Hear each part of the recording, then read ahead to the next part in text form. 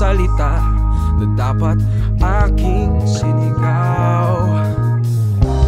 Nais ibalik, nais ituwid lahat ng nagawa, pagsisisi at luha.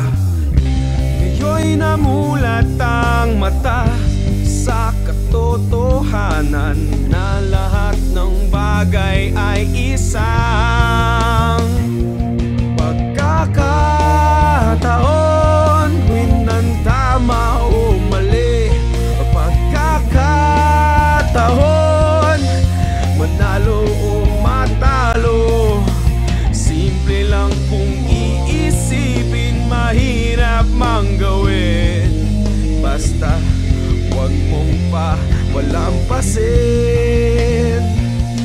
Pagkakataon, pagkakataon.